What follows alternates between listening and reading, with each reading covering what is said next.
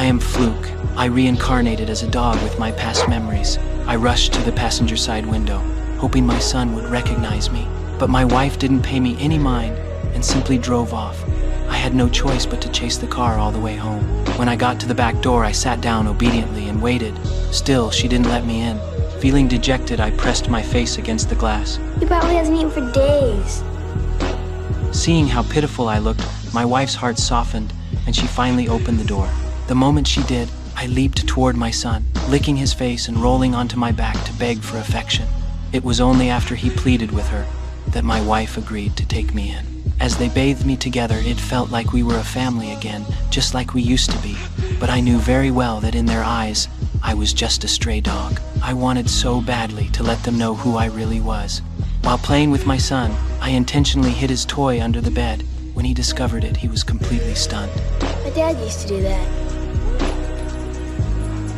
Late that night, seeing my own photo filled me with guilt. I hadn't been the husband or father I should have been.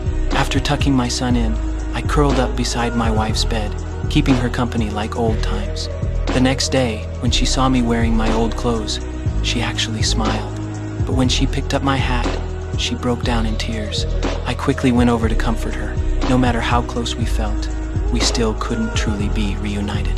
But for now, being able to play with my son and go on family trips with them was enough. Then one day, my old friend Jeff came over.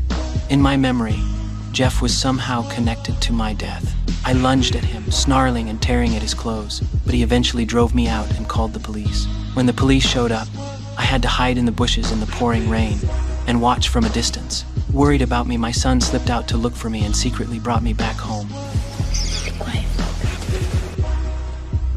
That night, after my son fell asleep, I crept out and eavesdropped by my wife's door. I think we've got to try to put this behind us. What I heard broke my heart. Later, my son secretly went to visit my gravesite. Unaware of his presence, the caretaker locked the cemetery gates. Following my instinct, I ran to the grave and found my son there, nearly frozen stiff. I lay on top of him, trying to warm him with my body, but the snow was falling heavily and I was quickly losing strength. Fortunately, my wife arrived just in time. She carried our son to the car and wrapped him in a blanket. He begged her to bring me along too. She walked over to the headstone and called for me, but I didn't go to her. Instead, I used my paw to wipe the snow from the inscription. She fell silent as she read the words, "You will live in our hearts forever," the very vow I made when I proposed to her. In that moment, she finally realized I was her late husband. Tears welled up in her eyes, but now I knew I had to leave. Only by going away could they heal from their grief and find happiness again. I took one last look at them, leaving behind this understanding and love forever in their hearts.